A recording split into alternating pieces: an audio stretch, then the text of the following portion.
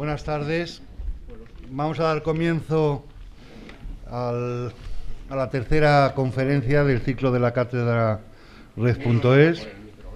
Hoy tenemos una conferencia que lleva el sugerente nombre o denominación de cómo sobrevivir a las olas tecnológicas, la ola TIC. Digamos, este nombre para la conferencia se le ha ocurrido, y a mí no me extraña, a Fernando Maristany, que me acompaña a mi derecha. Nos conocemos desde hace muchos años, y como siempre, ya os digo que, bueno, pues que tenéis, que es para nosotros, de luego para mí, se lo agradezco mucho, es un lujo tenerlo, ¿no? Como vais a ver cuando lea unas líneas de su currículum, ¿no? Bueno, Fernando Maristany es socio director de CIMIC, una consultora tecnológica. Empezó en esta casa, como tantos de nuestros conferenciantes, es ingeniero de telecomunicación por la Universidad Politécnica de Madrid. Ha complementado su formación con un máster en Economía y Dirección de Empresas por el IES. Es diplomado en Defensa Nacional del CSDEN y además está acabando, digamos, ha cumplido los trámites para digamos, ser doctor. Tiene la suficiencia investigadora por la Universidad de Alcalá. Bueno, Fernando Maristany es una persona, un profesional con más de 30 años en el sector de las telecomunicaciones y que, digamos, es lo que a mí me gustaría mucho para vosotros, ¿no? Alguien que ha sido cocinero antes de fraile. Es alguien que empieza por puestos, vamos a decir, de carácter técnico, y con bastante rapidez pues acaba en puestos de dirección general, ¿no? Luego, por otra parte, es una persona que siempre le ha preocupado mucho el tema docente. De hecho, ahora veráis, pero siempre está buscando cómo impartir clases. Y ya veráis cómo es un comunicador nato. No sé de qué nos va a hablar, porque de ese título, en fin. Pero estoy seguro que quedaréis encantados, ¿no? Como os decía, tiene una experiencia de 30 años en el sector de las telecomunicaciones. Yo voy a citar simplemente, porque ha pasado por bastantes empresas, pero voy a citar simplemente dos de ellas. En una es en Amper, en el grupo Amper, donde pues ha pasado bastante tiempo en dos fases. Una primera fase, concretamente con el cargo de director adjunto de estrategia corporativa, jovencito entre comillas, pero vamos, del 87 al 91, pero después de 1998 a 2011, ya unos añitos, digamos, desarrollando actividades pues de director de marketing, director de gestión de negocio, director de marketing de otra, director internacional, director general, director de operaciones, es decir, direcciones, digamos, donde en definitiva ha pasado pues por todas, siendo director de prácticamente todas las funciones de una empresa. Y otra que a mí me resulta interesante además le conocí en esa etapa, digamos, colaboramos bastante, es en Retevisión. En Retevisión, una etapa del 93 al 98, que coincidió con la etapa en que de Retevisión se pasó al segundo operador de telecomunicaciones, y fue una etapa, yo creo que interesantísima, pues porque en definitiva se estaba abriendo el sector a la competencia, y Fernando Maristany, que venía del mundo industrial, pues pasó al mundo de los operadores, pero para crear en definitiva un operador alternativo a Telefónica, ¿no? Como os decía, siempre él ha compaginado esta labor, digamos, profesional en la empresa con digamos, labores docentes, ¿no? De hecho, ha sido profesor de la Dirección General de Empresas Tecnológicas, de Innovación y Estrategia, director del Máster de Tecnologías TIC en España, Venezuela, Cuba, Ecuador y Perú, director del Máster de Dirección en Empresas Tecnológicas del Instituto Tecnológico de Buenos Aires, es profesor visitante, ha sido profesor visitante y conferenciante internacional de la Universidad Católica de Andrés Bello, Caracas, Business School de Sao Paulo, Brasil, Shanghai International Studies University en China, etcétera, etcétera, etcétera, etcétera. Es decir, que eso de los posgrados, digamos, de formación en empresas, pues se lo tiene más que trillado, ¿no? Además, durante un determinado periodo fue profesor de economía de esta escuela. durante unos años, ¿no? Por supuesto, si queréis ya por complementar un poco su currículum, ha sido además miembro del Comité Ejecutivo de AMETIC, la Asociación de Empresas de Tecnologías de la Información y Comunicaciones España, la patronal del sector, y durante más de 15 años, de ahí nos conocemos bien, ha sido vocal del Colegio Oficial de Ingenieros de Telecomunicación y la Asociación Española de Ingenieros de Telecomunicación. En definitiva, como veis, tenéis una persona, digamos, de una trayectoria profesional muy brillante y preocupada por comunicar, preocupada por lo que conoce, comunicárselo a estudiantes, ¿no? Lo cual es un perfil más que adecuado para lo que pretendemos. Entonces, sin más, Fernando, reiterándote las gracias, son todos tuyos. Bien. Bueno, después de esta presentación voy a tenerlo que hacer bien, porque no se espera otra cosa.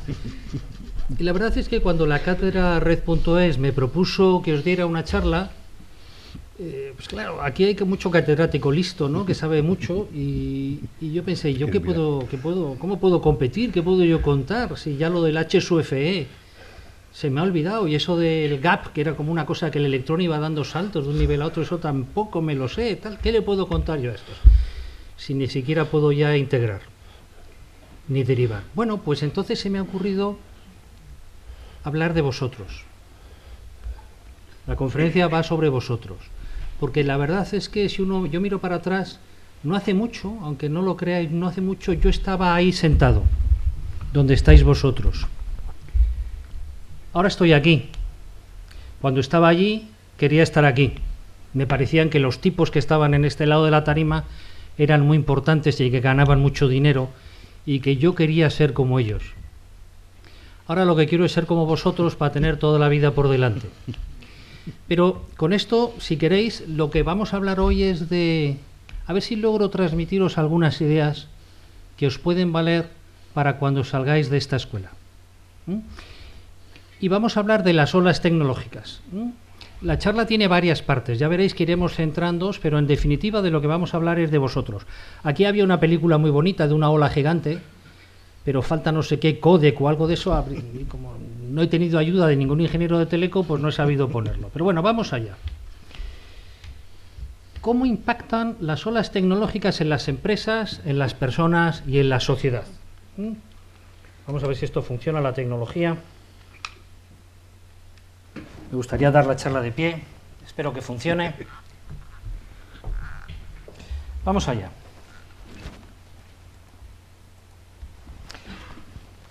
Vosotros sabéis que vuestro futuro, ¿de qué depende? De las decisiones que toméis hoy. Ese es el problema. Las decisiones que ya habéis tomado son las que están marcando vuestro presente, y las decisiones que toméis ahora serán las que marcarán vuestro futuro. Entonces, ¿cómo acertar en esta predicción de futuro? Una de las formas de acertar en cómo va a ser el futuro es mirar al pasado. Uno mira al pasado, mira aquellas curvas, cómo van creciendo las ventas, cómo van creciendo los resultados, los prorroga y acierta o intenta acertar cómo va a ser el futuro. Pero esa es la única herramienta. La verdad es que no. Vamos a ver ejemplos de acierto y ejemplos de fracaso. Por ejemplo, en 1958 ya había empresas que intentaban hacer negocio inmobiliario con la Luna. Es decir, pensaban que como los cohetes cada vez tenían más potencia, se terminaría llegando a la Luna, y ahí sí que acertaron. Todavía no hay bases permanentes en la Luna, ni han llegado los de Marbella a urbanizarla, pero llegarán algún día. Otros que acertaron con el futuro es como los motores de los automóviles iban cada vez más rápidos, hicieron un tramo de autopista en Inglaterra y lograron lanzar un coche a 100 km por hora. Fijaros que no se sabía, entre otras cosas, qué pasaba con el cuerpo humano a esa alta velocidad. Pensaban que se te iban a quedar atrás los ojos, el hígado, se te iban a salir los intestinos por detrás.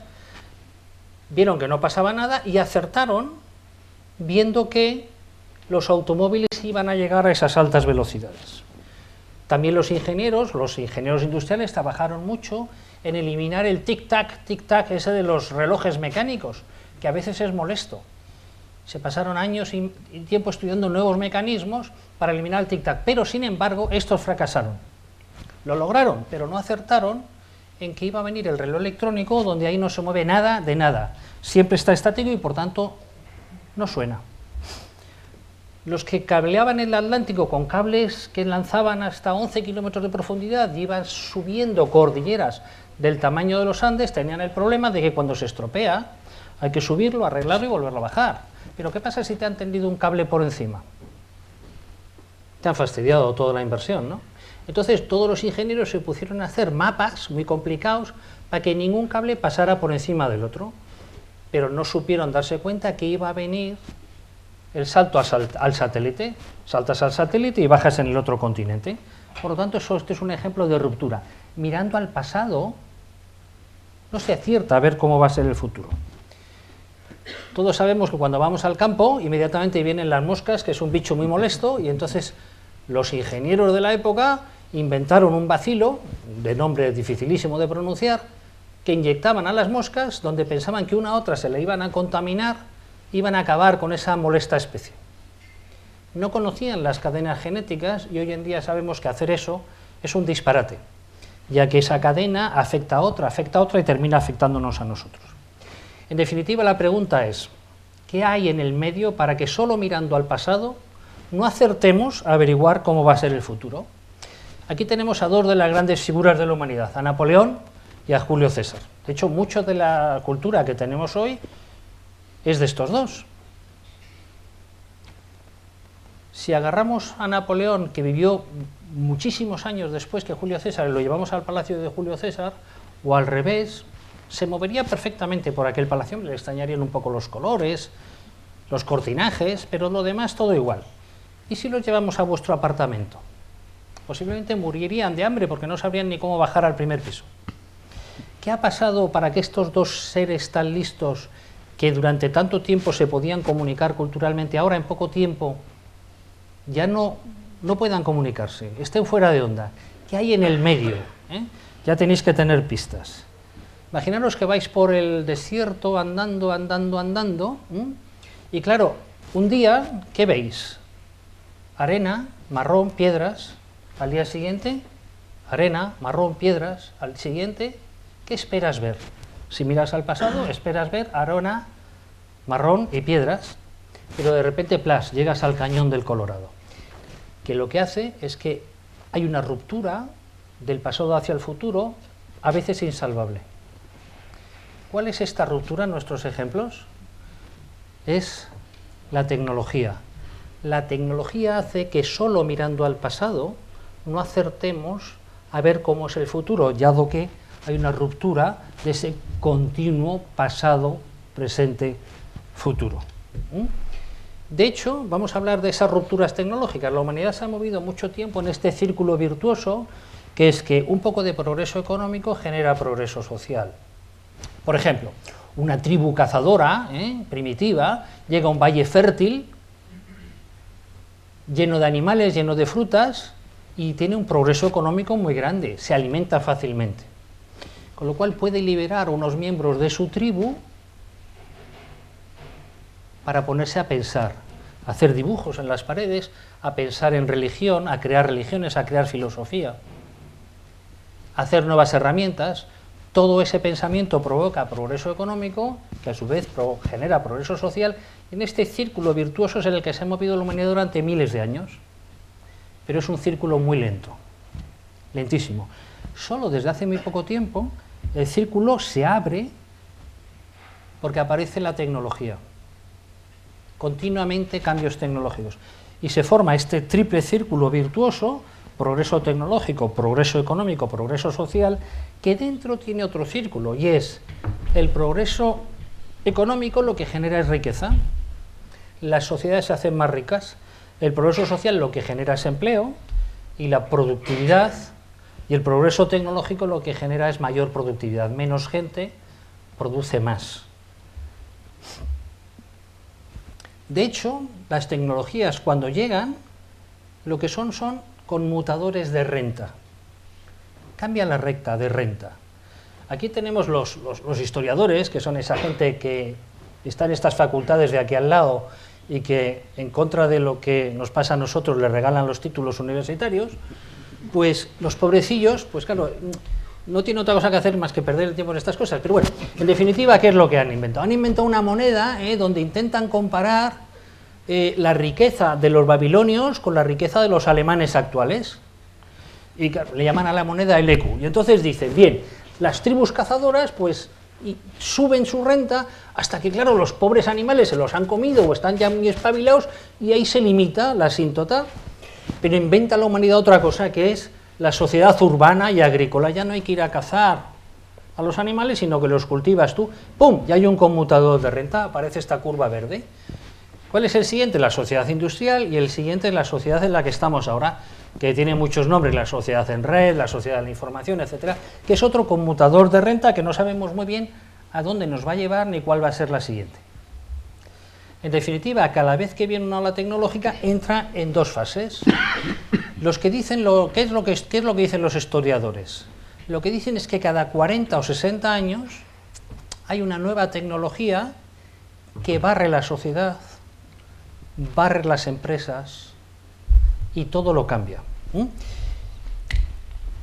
Lo repito, cada 40 o 60 años aparece una nueva tecnología. Sin embargo, dentro de esa ola hay un pequeño rizado donde los negocios evolucionan en ciclos de 8 o 10 años y hay una onda más larga, se llamaba así, onda de frecuencia más larga, ¿no?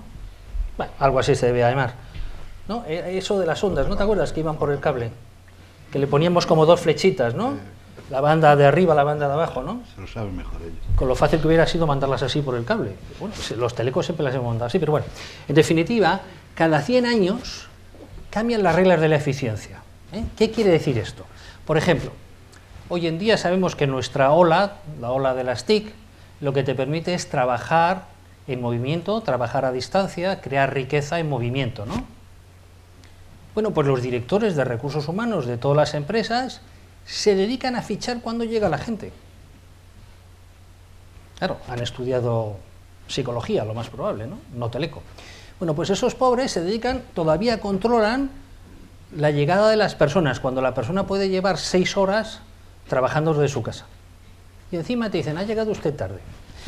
Eso quiere decir que estos no están todavía al día, que las reglas de la eficiencia son reglas de usos y costumbres sociales y que tardan más en moverse que las otras.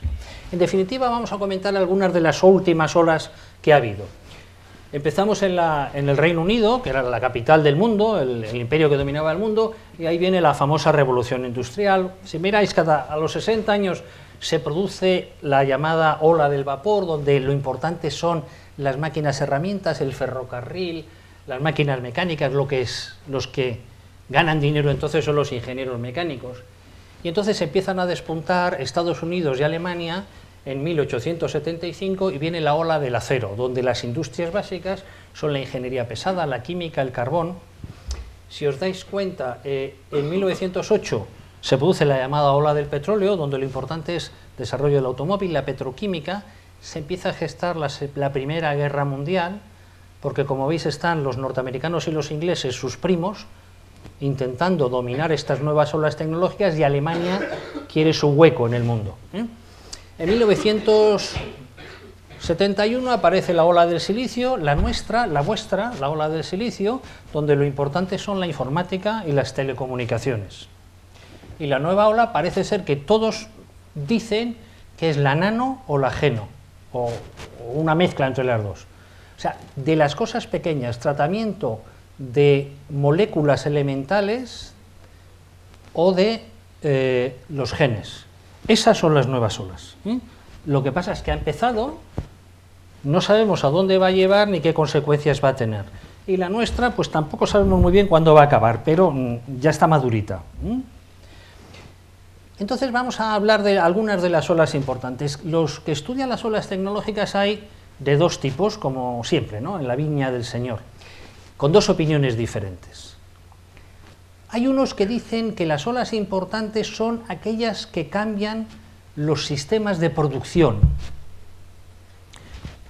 Vamos a ver cuáles son. Pues cuando se descubren las herramientas para cazar, las herramientas de sílex, ya no hay que ir a matar al oso a puñetazos, lo puedes matar a distancia, ¿no?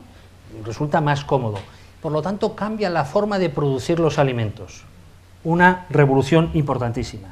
Lo siguiente es cuando aparece la agricultura y la ganadería, otra revolución fundamental. La siguiente es cuando aparece la maquinaria. Multiplicas la fuerza de la gente gracias a la maquinaria. ¿Cuál es la siguiente que ha cambiado la forma de producir en las empresas? La nuestra, la de la informática y la de las telecomunicaciones. Cambia, se infiltra en todas las empresas y todas cambian su forma de producir. Vamos a ver, porque hay otros autores, otros estudiosos del tema, que dicen que estos están equivocados, que lo importante no es las olas que cambian la forma de producir, sino las que cambian la forma de transmitir el conocimiento. Y entonces, o transmisión de la cultura, ¿cuáles son? Pues cuando aparece la escritura, evidentemente, la siguiente cuando aparece la imprenta, la siguiente cuando aparece la radio y la televisión, es decir, se puede transmitir cultura a distancia, y la siguiente cuando aparece Internet. En definitiva, tengan razón unos o tengan razón de los otros, vosotros estáis inmersos en una de las olas de gran calado, una de las olas que va a tener un impacto brutal sobre la sociedad y sobre las empresas. Esta no es una ola cualquiera. Tengan razón los de arriba o tengan razón los de abajo. Entonces vamos a ver algunos de los efectos de las olas. Las olas, cada vez que llegan, tienen 6 efectos. Por resumir, son estos, que los vamos a ver a continuación. Aparece una nueva industria, la industria vieja la rejuvenecen, aparecen tecnologías combinadas y nuevos negocios, cambian los usos y costumbres sociales y redirige el río del dinero. El dinero antes iba por un lado, ahora viene para el otro. Vamos a verlo en la ola nuestra, en la ola TIC. Ya sabéis que la física, las ecuaciones esas del átomo, de Schrödinger y de todas esas cosas, ya las sabían los catedráticos alemanes. Y durante una temporada solo valían para que ellos se ganaran el sueldo torturando alumnos. ¿No se puede decir esto aquí en la escuela? Sí. Bueno, en definitiva no se les encontraba ninguna aplicación hasta que aparece la válvula, aparece el chip, aparece el transistor. Y entonces, ¿qué es lo que aparece? Toda una nueva industria, por un lado, que es la informática. El otro efecto es que se mete esta nueva tecnología en todas las industrias y negocios existentes y los rejuvenece totalmente. Se mete en la medicina, rejuvenece todas las máquinas que usan los médicos, se mete en las lavadoras, se mete en las cafeteras, rejuvenece toda la industria del consumo, etcétera, etcétera. O sea, cambia todo lo que había y al mismo tiempo cambia los usos y costumbres sociales. Por ejemplo, aparece Internet y ahora la gente se cita a través del WhatsApp, estás continuamente conectado, es decir, cambia los usos y costumbres sociales. Hemos dicho, redirigen el río del dinero. Mirad, California, el origen del Silicon Valley, el origen de nuestra ola, si le quisiéramos poner un origen, hace ya 15 años invierte más en startups, en nuevas empresas de genómica que de telecomunicaciones. Hace 15 años. Es decir, California está en la nueva ola. Si California se independizara, le pasara como en España, que tenemos veleidades de las provincias de independizarse, si California se independizara de los Estados Unidos sería la 8ª potencia industrial del mundo. Nosotros pasaríamos ya no se sabe a dónde. Pero California ya está en la nueva ola. ¿Lo habéis entendido? Es decir, las inversiones, que siempre ha sido famoso el Silicon Valley por inversiones en nuevos desarrollos en el área TIC, ya son mayores las inversiones en el área de la genómica. Hemos dicho que aparecen industrias combinadas que antes no existían, industrias nuevas que antes no existían por aplicaciones de la nueva tecnología. Todas las aplicaciones de geolocalización, todas las aplicaciones de sistemas expertos, todas las aplicaciones de redes neuronales, el cloud computing, el no sé qué, todo eso que antes no existía, ahora empieza a aparecer gracias a la nueva tecnología y hay miles y millones de personas que trabajan en estas nuevas áreas. En definitiva, cada vez que viene una ola, lo que hay es una explosión económica alrededor de esa ola, genera riqueza, genera dinero y posteriormente se introduce en todas las empresas existentes y en la sociedad y eleva la productividad. Estos son los dos efectos de cada una de estas olas. En definitiva, la ola nuestra podéis ver que ha cambiado muchas cosas. Antes de la ola lo importante era la producción en masa, producir mucho para que te salga muy barato. Ahora podemos hacer la producción flexible. Antes tenías una red cerrada de proveedores o suministradores, ahora es completamente abierta. Antes la gente hablaba de recursos humanos, esto les encanta a los de recursos humanos, ahora hablan de capital humano. Siguen pagando igual de mal, pero les llaman capital humano. Antes hablábamos de internacionalización, ahora ya estamos en un mundo global, etcétera, ¿no? También es de destacar que cada vez que viene una ola, hay en el medio un tantarantán. Los técnicos no le llaman el tantarantán, ¿cómo le llaman? Le llaman periodo de incertidumbre, pero en definitiva es sálvese quien pueda. La ola empieza a introducirse, la nueva tecnología, con enemigos feroces que son los que ya están con la tecnología anterior. Hay un momento, como la ola no es ya estable, ni las tecnologías de la ola son estables, hay un momento de incertidumbre, de colapso bursátil, de quiebra de empresas, y posteriormente la ola sigue creciendo. Por ejemplo, en la nuestra, ¿cuál fue el momento este amarillo de incertidumbre? La burbuja famosa de Internet, donde sabéis que hubo miles de quiebras, miles de salidas del sector, etcétera. Pero luego la tecnología nuestra se ha infiltrado en todas las empresas, no ya como una nueva ola, sino como tecnología productiva. ¿Quién puede decir que el Corte Inglés, Bankinter, el Banco de Santander no usan las TIC como elemento de producción? Y está creciendo de forma imparable. En definitiva, lo que hay que darse cuenta es que al principio la nueva tecnología tiene graves enemigos. Pongamos la nueva ola, la genómica. En el futuro lo que harán es sacar una gota de sangre a cada uno de vosotros y harán medicinas genómicas que solo te valen a ti. Pero ¿quién está en contra de eso? Pues todas las grandes farmacéuticas que tienen grandes plantas y que todavía están en la medicina química. Por tanto, no les viene bien esta nueva ola, tienen que amortizar sus descubrimientos, sus patentes y sus inventos anteriores, y se oponen radicalmente.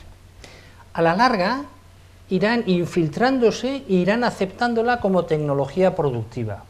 También hay un cierto descontento social, porque solo los ricos pueden acceder a la nueva tecnología, mientras que los pobres no.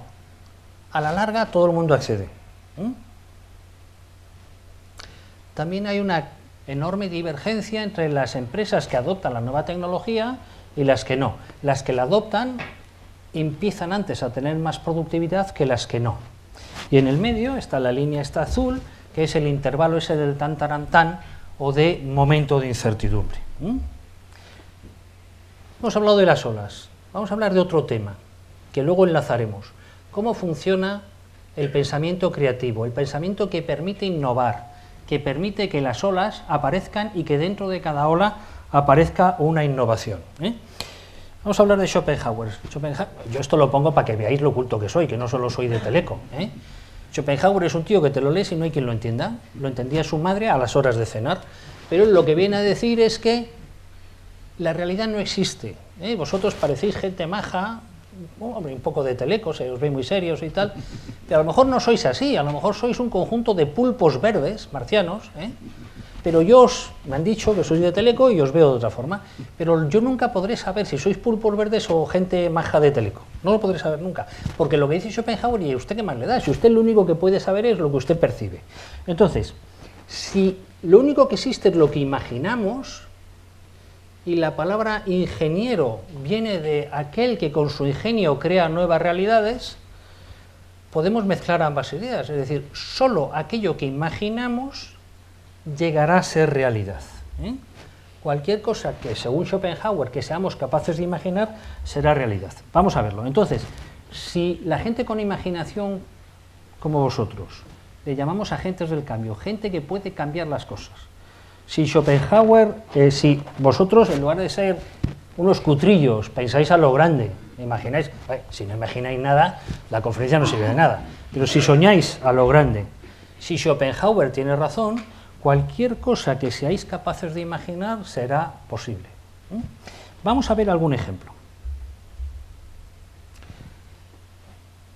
Julio Verne escribió ¿cómo se llamaba aquello? De la Tierra a la Luna, donde unos tipos se lanzaban en una nave fusiforme y llegaban a la Luna. La nave salía de Florida, en un cañón, disparaban con un cañón llamado Columbia. Esta es la nave Columbia, saliendo desde Florida.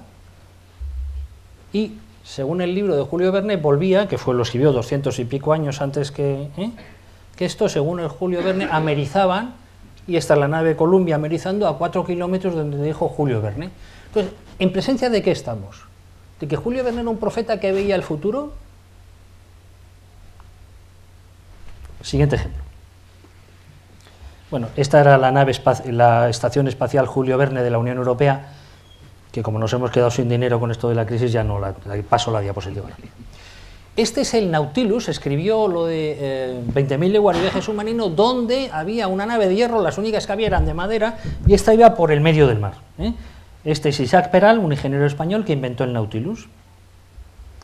Y este es el primer submarino atómico de los Estados Unidos, que ¿sabéis cómo se llama? El Nautilus.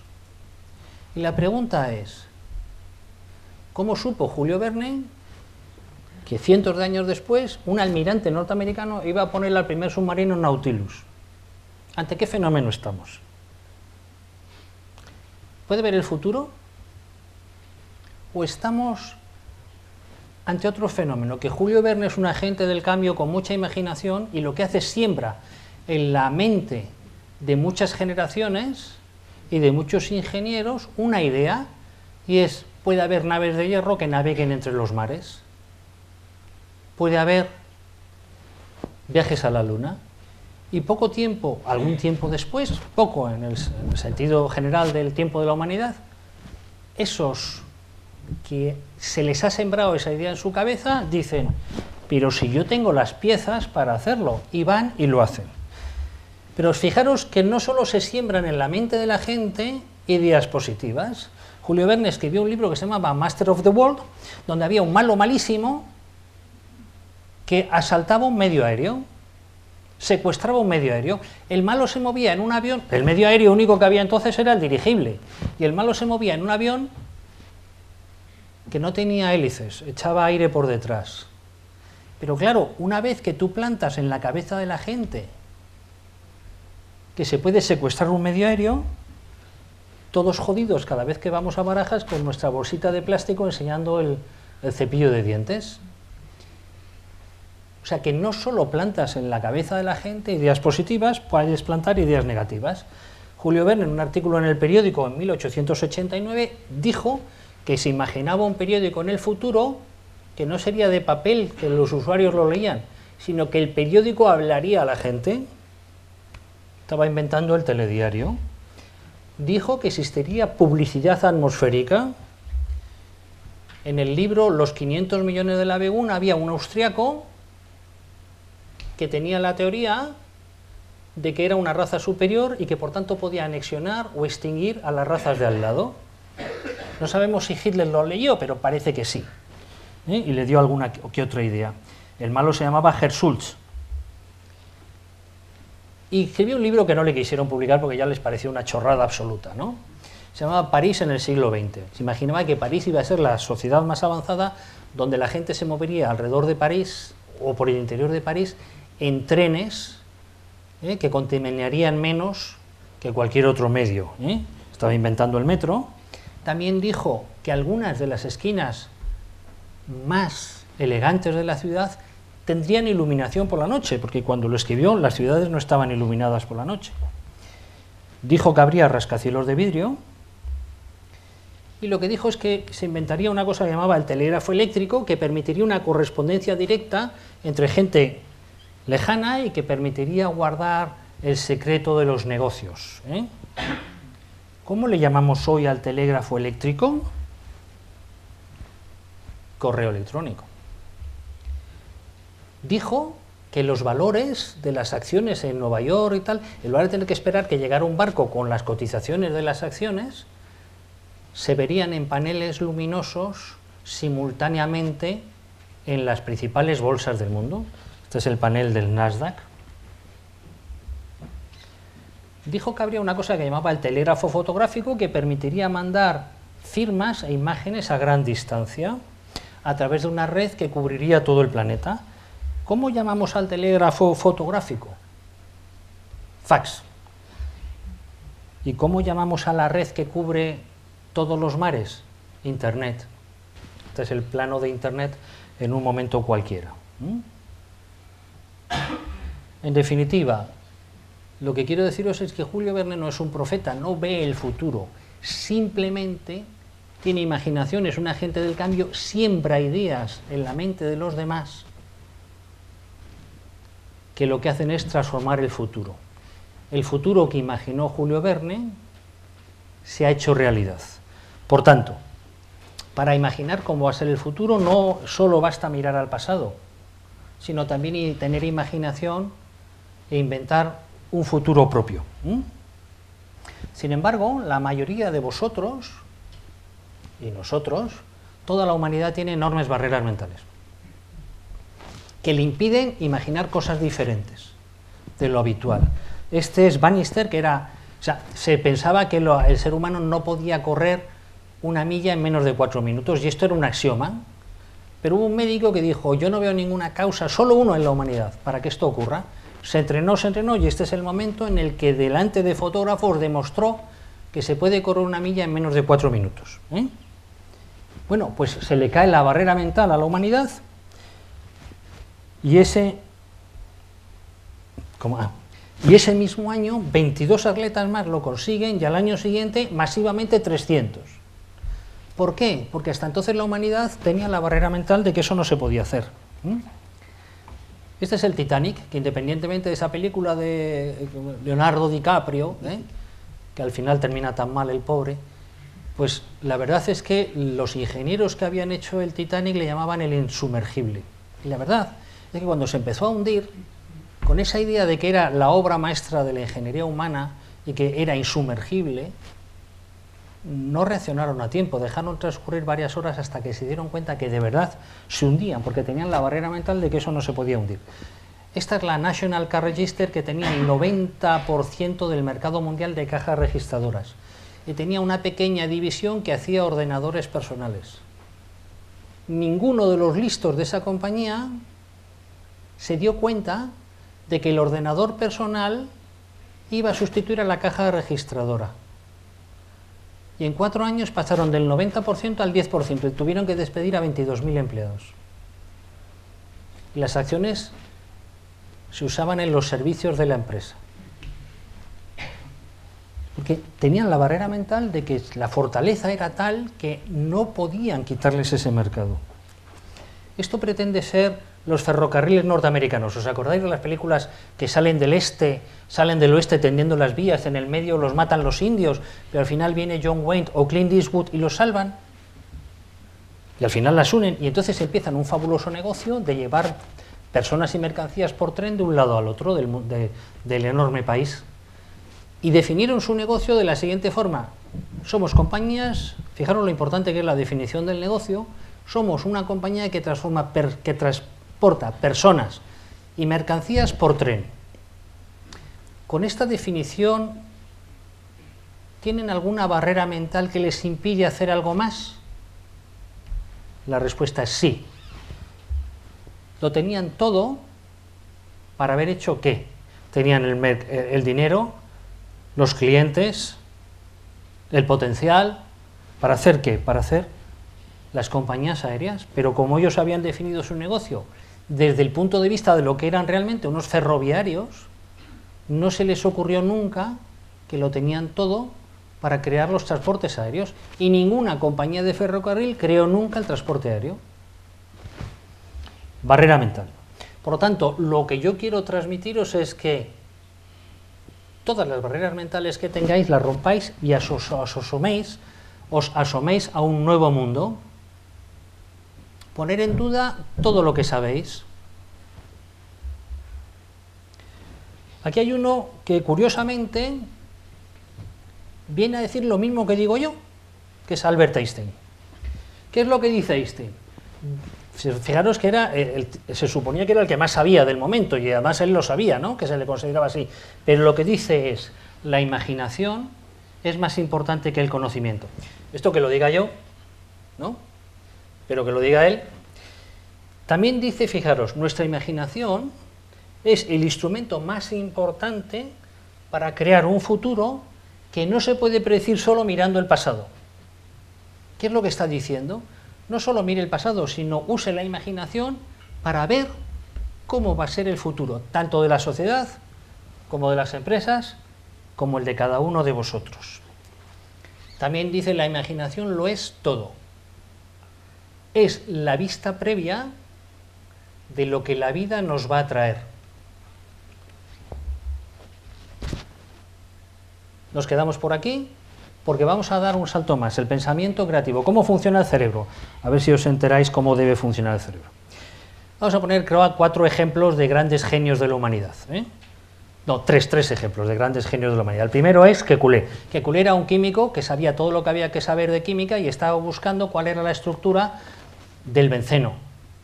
Y no lo encontraba. Y venga a darle vueltas, sabía que tenía tantos de carbono, tantos de hidrógeno, tantos de lo que fuera, y no lo encontraba. Y cuenta que un día, estando medio dormido, en su casa delante de la chimenea, tuvo un sueño. Y el sueño eran unas serpientes que se enroscaban sobre sí mismas y se mordían la cola.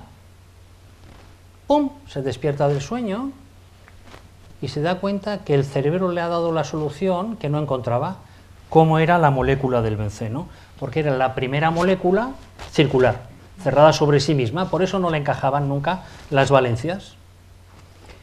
Lo repito, un tipo que sabe todo lo que hay que saber, a la búsqueda de un problema, estando en un momento de relajo, prácticamente dormido, el cerebro le devuelve la solución. Arquímedes. El pobre Arquímedes era de los listos, pero que tenía que trabajar para vivir, y entonces se había puesto a sueldo del rey Herón de Siracusa, que había hecho guerras por alrededor, y había agarrado oro.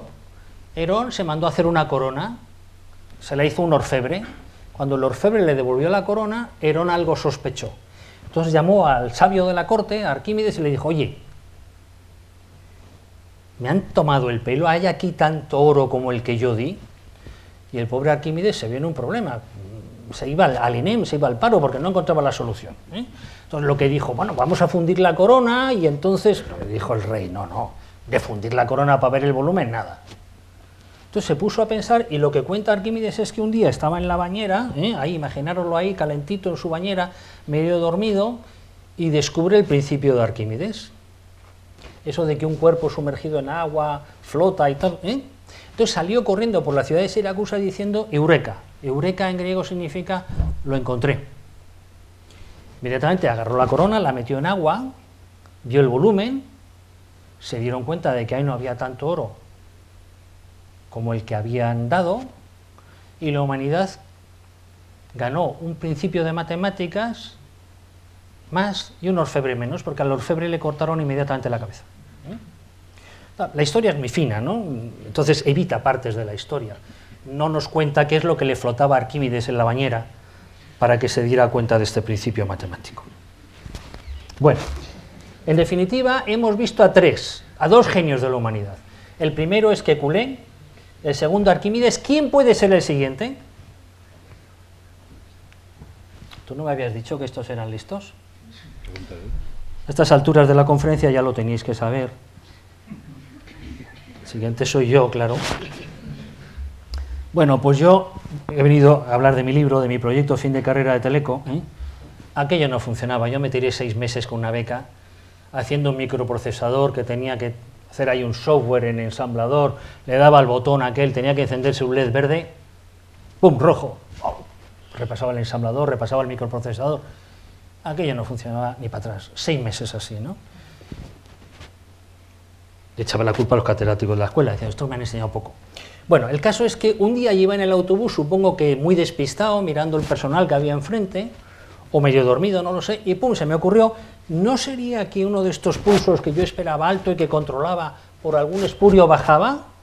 Algún nanosegundo, en un pulso de milisegundos, me bajé del autobús, fui corriendo a la factoría donde estaba haciéndolo, cambié la escala del osciloscopio y ahí estaba. Y entonces, nada, un filtro paso bajo, una chapuza cualquiera, pum, acabé el proyecto. Y una vez que lo acabé, el que salió gritando Eureka por la vecindario fue mi padre diciendo, por fin este tipo acabó la carrera, ya me libero de él. Entonces, ¿qué dicen los médicos ante esto? Lo que hemos dicho es, gente que está a la búsqueda de un problema, no lo encuentra y el cerebro le devuelve la solución. Dicen que el cerebro tiene dos partes, el hemisferio derecho y el hemisferio izquierdo, y que no son iguales. El hemisferio de este lado, el izquierdo, es un hemisferio ordenado, donde los conocimientos están perfectamente ordenados y ahí vas buscando la solución. ¿Será esto? ¿Qué culé decía? ¿Será esto? No, cerraba el cajón. ¿Será esto? No, cerraba el cajón. Hombre, hay que tener los cajones llenos. Si no tienes nada dentro, no sabes nada, no has estudiado teleco, pues no sirve para nada.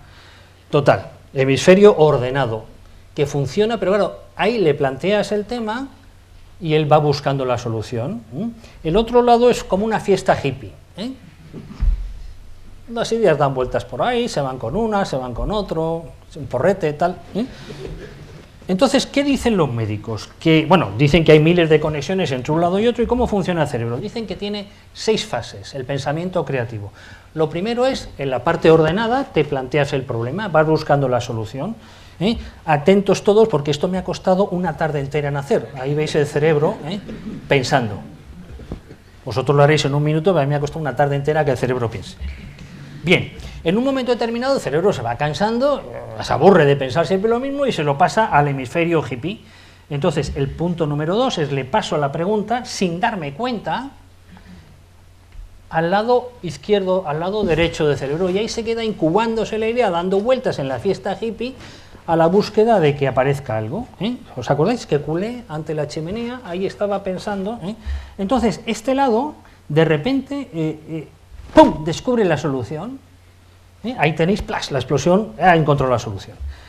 Y es el punto número 4. Y ahora, lo siguiente es que le tiene que avisar al lado consciente del cerebro, he encontrado la solución. Cuando el lado consciente del cerebro se da cuenta que tiene la solución, es el eureka. También puede ser que el lado hippie del cerebro encuentre la solución, te la pase y no sepas que la has encontrado. Por ejemplo, que culé se despierta y dice, vaya mierda sueño he tenido.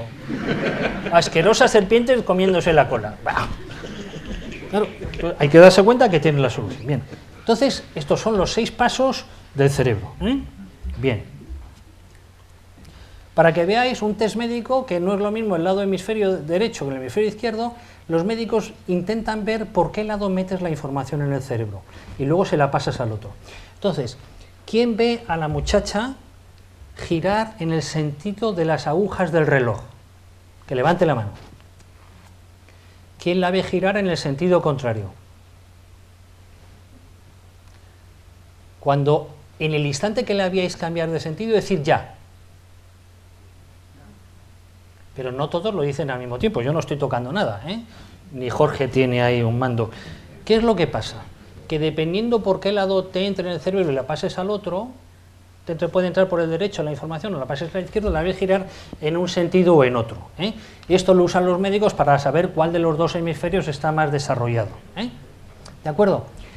Y también para detectar anormalidades. ¿Alguien no la ve girar?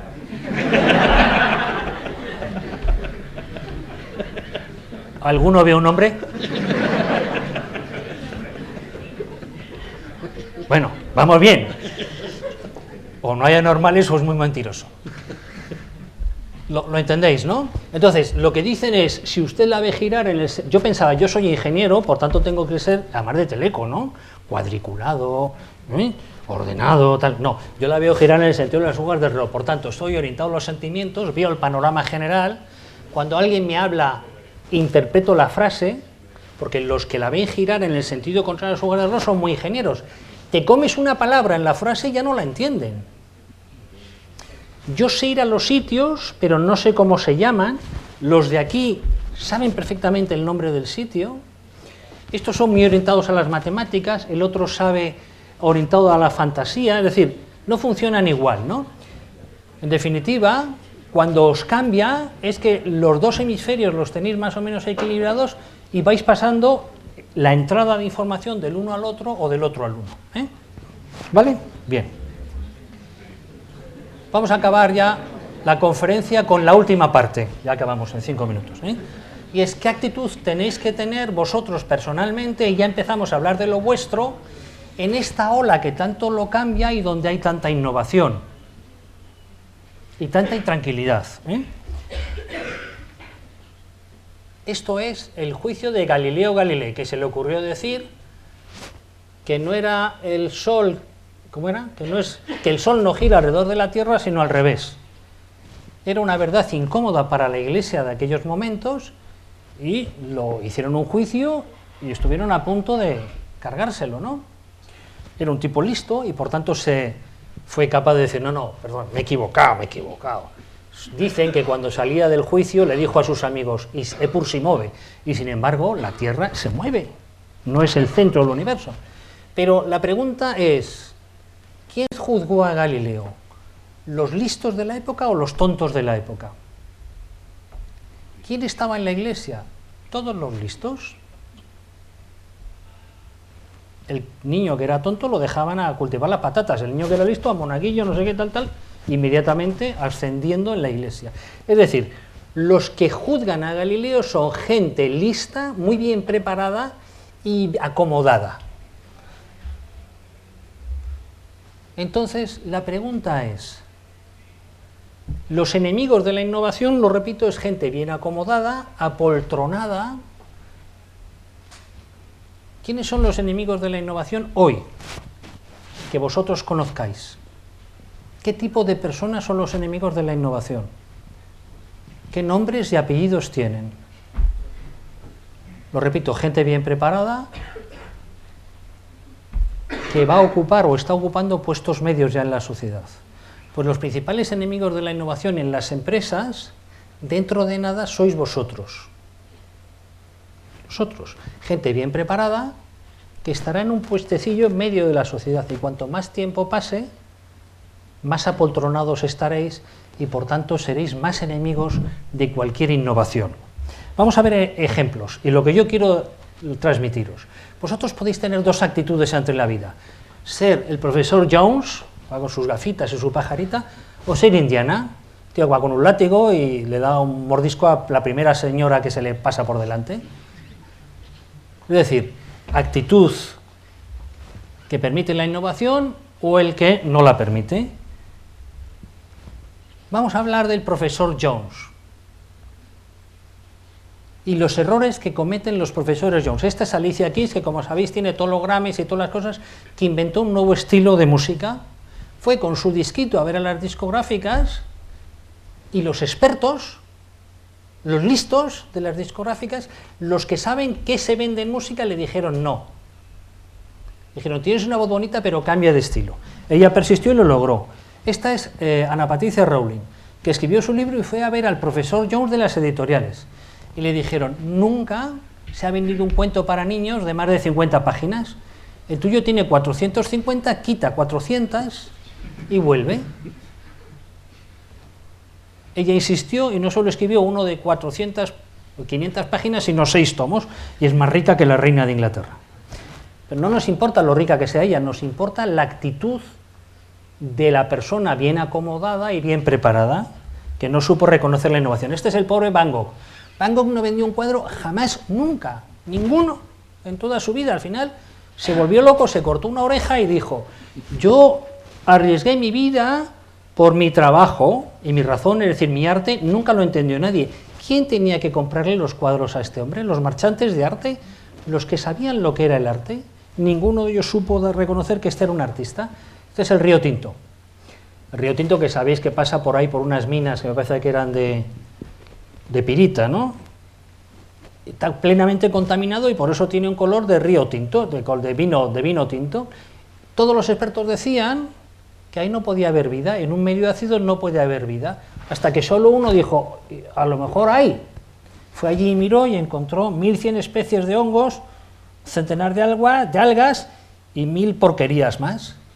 De tal forma que ahora la NASA está viniendo al Río Tinto a ver qué tipo de vida puede haber en Marte, Saturno, porque si aquí hay esto, a ver lo que nos encontramos allí, ¿no? Este es Albert Einstein, de niño. La experta en educación, su maestra, lo declaró mentalmente lerdo. Este es Walt Disney. Lo que no sabe la gente es que empezó trabajando haciendo las tiras cómicas de un periódico, esos chistecitos que hay en un periódico. Y el jefe del humor del periódico, el que sabía lo que hace reír a la gente, lo despidió porque dijo que no tenía imaginación.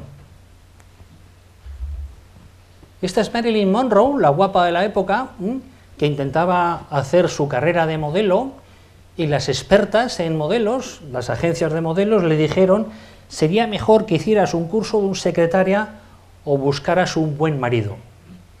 No sabemos si hizo el curso de secretaria, pero sí buscó un buen marido. Lo que pasa es que ya estaba casado con Jacqueline Kennedy. Estos son los Beatles, que la Decca, la famosa Decca Recording, la compañía más grande de música, dijo el experto: no nos gusta este grupo.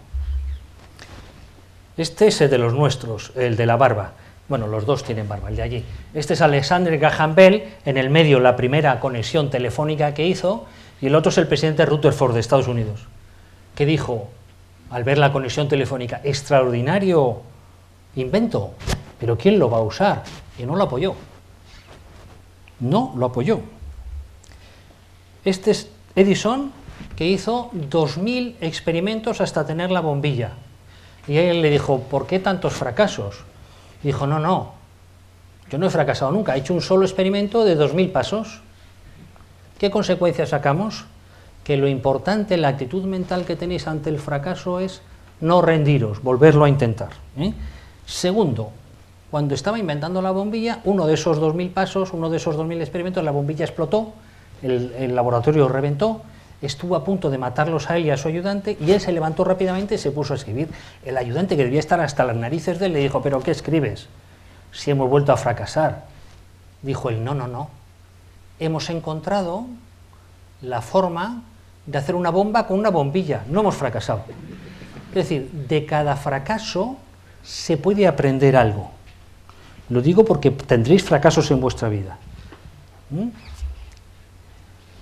¿Qué dicen los médicos? Este es el cerebro de un niño recién nacido y el de aquello de 2 años. Dicen que a lo largo del tiempo se han ido formando las conexiones para que el niño no se caiga. ¿Cómo se han formado? A base de prueba y error, a base de caerse y levantarse muchas veces. Y lo que dicen es que la única forma que tiene el ser humano de aprender es fracasando. En los Estados Unidos son muy tolerantes al fracaso de los directivos. Cuando hay un directivo que ha fracasado alguna vez, les parece muy bien y les dan otra oportunidad, porque dicen: algo habrá aprendido de ese fracaso. En Europa no. En Europa inmediatamente te apartan como fracases una sola vez. Pero lo importante es perseverar para aprender, ser tolerante a tus propios fallos y de cada fallo aprender algo. Estos son los que llegaron al Polo Norte. Aquí tenéis cómo lo hicieron. Salieron de aquí, y llegaron aquí. El Polo Norte está aquí, primera expedición, segunda, tercera, cuarta, quinta, sexta. Es decir, se montaban en el barco, metían los perros, metían los trajes de esquimal, no sé qué, el alimento. ¡Pum! Fracaso. Se volvían para Inglaterra, volvían a prepararlo todo y años después volvían a intentarlo. Y así estuvieron 16 años. ¿Qué pasaría si la primera vez lo hubieran dejado? No hablaríamos de ellos aquí, ¿no? Porque la importancia es: yo fracaso, he aprendido, lo vuelvo a intentar. Es la diferencia de pisar un bache o caer en la tumba. Por lo tanto, fijaros, no importa las veces que fracases, mientras vayas aprendiendo de cada fracaso. Y luego, cuando uno innova y hace algo diferente, puedes no hacerlo o puedes encontrarte con el rechazo social. Este es el famoso Fosbury, que la primera vez que en un estadio saltó así de culo, dando la vuelta, la carcajada del estadio fue monumental. Nadie había visto nunca nada semejante. En lugar de no volverlo a hacer, lo siguió haciendo, hasta que en las Olimpiadas ganó la medalla de oro. Y entonces ya no se reía nadie. Todo el mundo aplaudía. En definitiva, nunca dejes que tu miedo te colapse.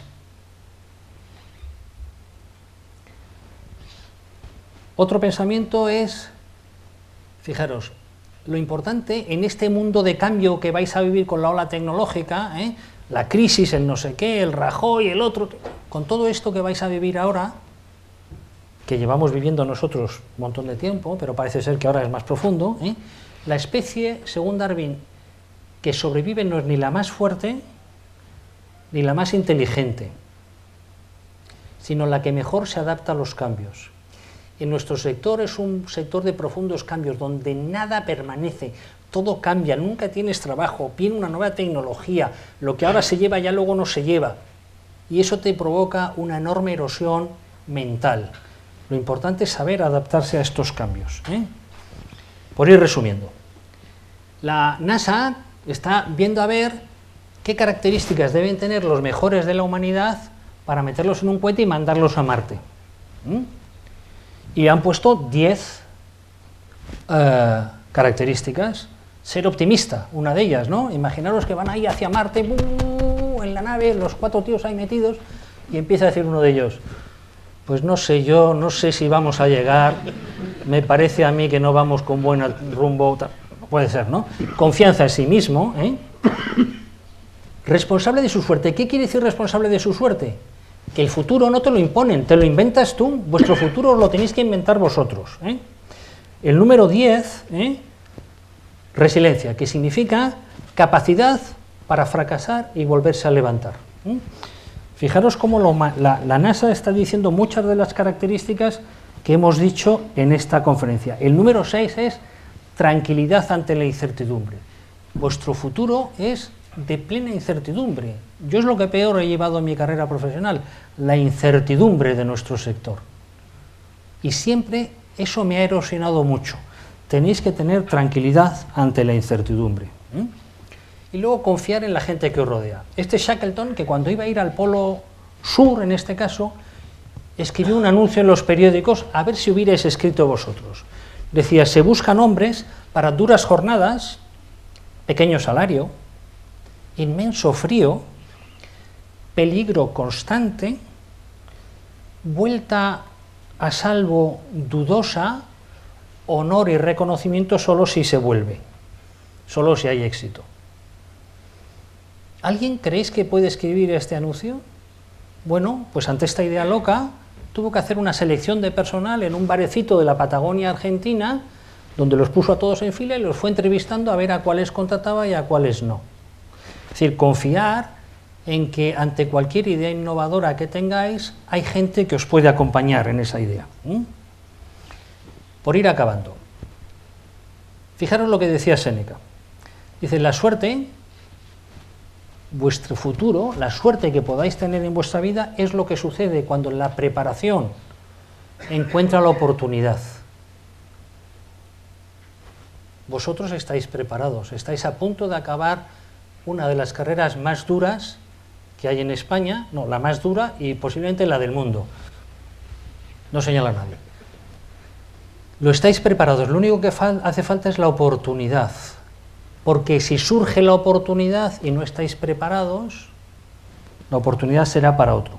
Lo mismo lo dice Isaac Asimov, a mí me gusta mucho la ciencia ficción, dice, la suerte favorece solo al que está preparado. Más de ramplón, a Dios rogando y con el mazo dando. ¿Qué quiere decir esto? Una ecuación matemática de las que yo puedo manejar en estos momentos. Si llamamos buena suerte a la preparación por la oportunidad, pero el azar es inverso a la preparación, cada vez dejas menos cosas al azar porque estás mejor preparado, entonces la buena suerte es igual a la preparación por 1 partido por la preparación igual a 1. Fijaros lo que me ha servido a mí estudiar Telecom, ya sé matemáticas.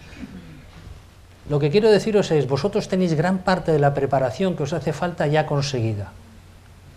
Cuando surja la oportunidad, se necesita un Telecom, aquí estás tú. No dejéis de prepararos nunca, porque la preparación requerida irá cambiando. Bien, la última idea de Albert Einstein. Lo que dice es, la mente que se abre a una nueva idea jamás volverá a su tamaño original. Es decir, si yo siembro algo en vuestras mentes, jamás volverán a ser lo mismo. ¿Qué es lo que yo pretendo sembrar? Pues lo primero de ellos es como la historia de Alicia en el País de las Maravillas. No sé si sabéis la historia del que escribió el libro, que se me ha olvidado cómo se llama. Pero la reina de Inglaterra leyó Alicia en el País de las Maravillas, le gustó tanto que dio orden de que le trajeran todos los demás libros. Y su sorpresa fue que todos los demás eran tratados de matemáticas. O sea, este no era un novelista cualquiera, ¿eh? Y lo que decía es, Alicia le pregunta al gato, ¿qué camino debo seguir para salir de aquí? Y el gato le dice, lógicamente, ¿pero a dónde quieres ir, Alicia? Y le dice, me da lo mismo. ¿Y qué es lo que dice el gato? Pues entonces camina, que a algún lado llegarás. ¿Eso es lo que queréis hacer vosotros con vuestra vida? ¿Caminar para ver si llegáis a algún lado? ¿O es ya necesario que empecéis a tener una estrategia de a dónde queréis llegar? Y ahora es el momento de pensarlo. Dentro de pocos meses acabaréis la universidad.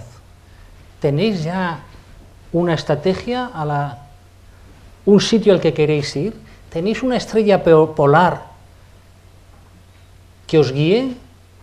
¿O no tenéis estrella y acabaréis estrellados?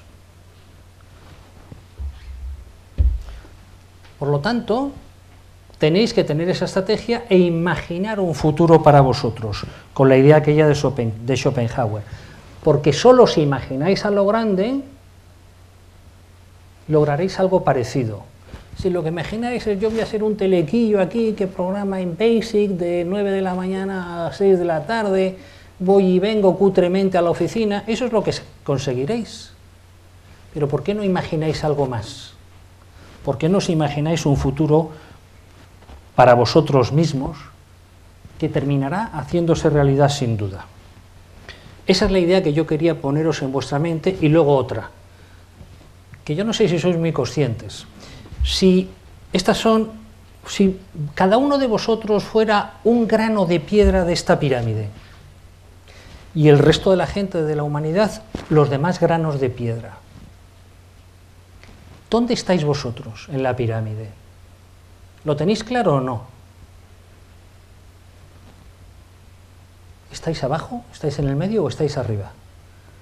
Vosotros estáis en la punta de la pirámide. ¿Cuánta gente en la humanidad tiene una carrera superior? Dentro de esas carreras superiores, ¿cuántos son de Derecho y de Psicología? ¿Cuántos son de Teleco? Pocos. ¿Cuántos son de la mejor escuela de Teleco de España? No muchos.